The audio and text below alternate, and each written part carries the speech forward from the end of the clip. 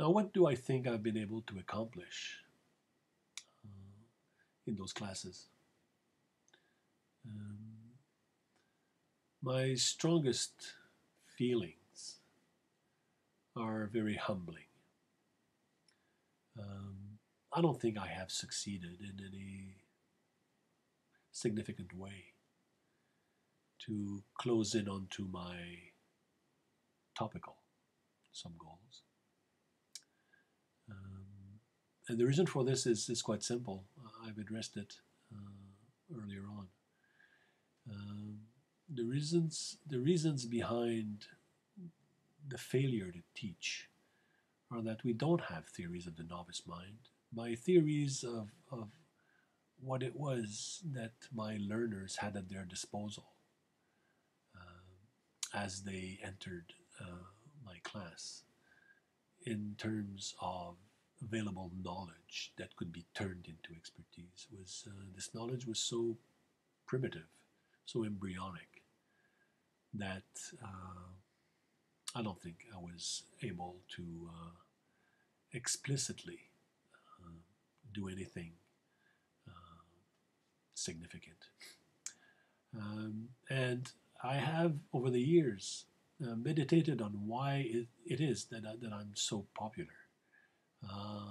Because that's a fact. I'm a very popular prof. I get an incredible amount of gratitude from my students for having failed to teach. And I ask myself, why? Why am I getting this enthusiastic response to the way in which I teach? And I found the answer last year in a quote um, that I discovered on the internet looking for quotes on education, on what is education about, and it is from a 19th century French philosopher and pedagogue called Renan, Renan. And he said something that might sound very trivial, but it has hit me and um, is now responsible for the way in which I interpret my success, my popularity rather, as a prof. And the quote is simple. The quote goes, "The essence of education has nothing to do with the topic taught. The essence of education lies in the awakening." So I think that my successes might be due to some significant impact I've had on the students um, that derives from my first goal, the deep learning goal. Because as you fight for deep learning to take place, you introduce a large amount of freedom in the structure.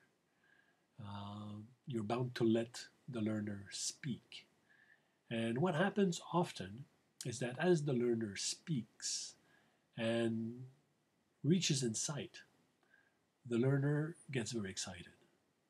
The learner discovers that he or she can think, can derive knowledge by oneself. And this, I believe, is one of the greatest factors in fostering and maintaining mental health.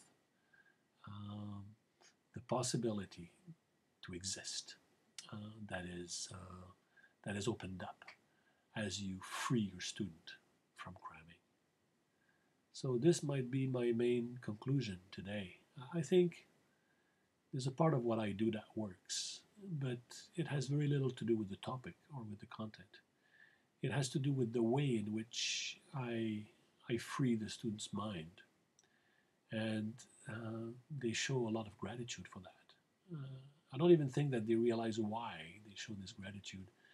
They just feel good about what has happened without being able to identify what really has happened. But at this moment, I feel that the reason why um, they feel that way is because they have been allowed to think by themselves. By themselves. Um, so I guess that concludes what I can offer you um, today.